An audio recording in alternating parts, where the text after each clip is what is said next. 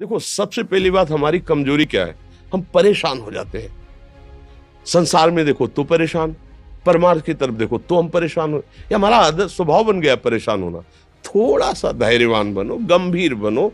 कोई इस भारी से भारी विपत्ति में परेशानी स्वीकार करके विपत्ति से थोड़ी निकला जाता। सुलझो, ठीक है, ये विपत्ति आई, समस्या आई, इसका समाधान होगा।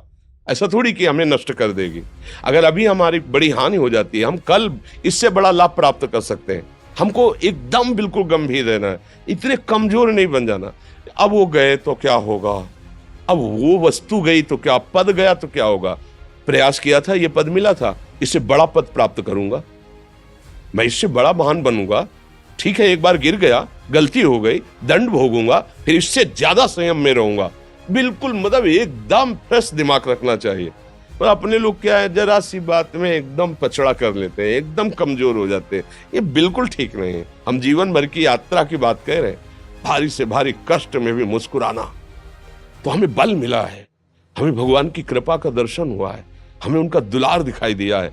अगर ऐसे तो भाग जाते, फिर परमार्थ में थोड़ी चलना होता है। आज जो आप सुन करके लाभ लेने की चेष्टा कर रहे हो ना, ये केवल प्रवचन नहीं है, ये जीवन है। अगर ये जिए ना होते ना, तो ये इसका प्रभाव नहीं पड़ता, फिर वाणी का प्रभाव नहीं पड़ता। हम इसीलिए कहते हैं, जैसे आप लोग एकदम परेशान हो जाते हैं जब बोलो, क्या हमसे ज्यादा परेशानी होगी? दोनों किडनी खराब, दवाई लाने के लिए पैसे नहीं, पानी रखा है हम उठ के पी नहीं सकते, भीषण शरीर में कष्ट, भीषण बुखार, क्योंकि किडनी फेल, जरा में बुखार, खाने को क्या, रोटी मांग के लाओ। अगर वहां सब्जी मिलती है तो लाल मिर्च ऐसी पड़ के मिलती थी कि वो पा नहीं सकते थे। आप सोचो, पानी लाना है तो मुझे लाना है, पीना है तो मुझे पीना है। अगर मैं हारता तो कहां पहुंच जाता, क्या स्थिति होती? नहीं, मरना है, पर कदम पीछे। कोई दिन ऐसा नहीं जिस दिन सेवा ना की हो, जिस दिन सेवा ना गए हो। गुरु जी की सेवा में जाना है, पहले अपने को स्वस्थ साबित करना है, नहीं वो सेवा नहीं लेंगे। तुम बीमार हो, तुम कष्ट में हो, ऐसे उनकी दृष्टि परेशान थे, उनकी सेवा की, आके लेट गए। फिर हिम्मत की, अपनी श्री जी की सेवा की, मधुकरी नहीं गए, 3-3 4-4 दिन भोजन नहीं गए, पर सेवा नहीं छोड़ा, दिनचर्या नहीं छोड़ी। और उसका प्रधान कारण संयम, ब्रह्मचर्य, भगवत आश्रय, नाम जप, कभी हारने नहीं दिया। अभी भी थोड़ी देर बाद डायलिसिस शुरू होगा, हारने, आपको हारे हुए नजर आ रहे हैं। शरीर में पीड़ा है, किडनी फेल है, ऐसा तो हम स्वस्थ बैठे हैं, पीड़ा है, बार बार प्यास लगती है, थोड़ा थोड़ा पानी मिलता है, लेकिन हम आनंदित हैं, हम प्रसन्न हैं। हम लड़ाई में हारे नहीं हैं, ना हारेंगे, हम जीत चुके हैं।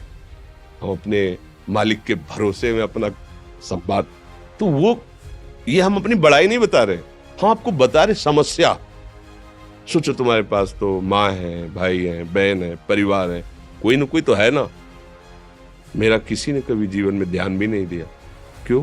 बचपन से बाबा जी बन गए, किसी से प्यार नहीं, किसी से संबंध नहीं, कोई जानकारी नहीं, हम कहाँ हैं, वो कहाँ है, किसी से कोई मतलब नहीं। अच्छा, जवान साधु कौन श्रद्धा करे?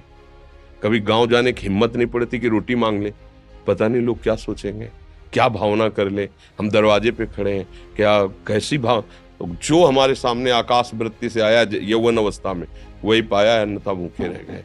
जब हम हर समय अपने को विवेक के द्वारा सावधान रखे, तो हम कभी निराश नहीं हुए, कभी उदास नहीं हुए, कभी ऐसा नहीं लगा कि यार हम दुखी, कभी नहीं लगा। उसी का फल है कि उस सुख का संकेत मिल गया जहां दुख की निशानी भी नहीं है। वही उसी के बच्चे हो, हम सब उसी धातु से बने हुए हैं। हम इतना क्यों परेशान हो जाते हैं? हम ये देखते हैं, अपने लोग थोड़ी बात बिगड़ गई परेशान, नहीं बिगड़ी तो बिगड़ जाने की संभावना में परेशान है। आज सुख है, लेकिन कल सुख छिन जाएगा, तो हम आज के सुख में सुखी ना होकर कल के दुख की आने की संभावना में हम भयभीत हो। मतलब क्या हमारी सोच रह गई? हमको इतना बलवान बनना है कि सुख और दुख दोनों हमको छू न सके। भारी से भारी सुख की व्यवस्था है तो अहंकार नहीं, हर्षित होकर किसी का अपमान न करे कि हम धनी, हम पदाधिकारी, अमुक। भारी से भारी दुख आया तो हमें किसी के सहयोग की जरूरत नहीं, हम फिर अपने कदम बढ़ाएंगे, हम फिर जुड़ी हुई अपनी भावनाओं को सजाएंगे। मस्त जीवन, एकदम तुम अविनाशी के बच्चे हो। शेर का बच्चा भेड़ों के बीच में फंसकर म्यों म्यों बोल रहा है, बस अगर दहाड़ना सीख जाए तो कोई भी उसे परास्त नहीं कर सकता। ऐसे भगवद अंश, तू प्रपंच में फंसकर अपने को इतना दीन क्यों देख रहा है? तू ऐसा है कि भगवान के दिव्यास्त्र में भी ताकत नहीं तेरे को मार सके। तू अविनाशी का अविनाशी बच्चा है। विनाशी भोगों को, विनाशी शरीर को मैं मान के इतना भयभीत, इतना दुख ठीक नहीं।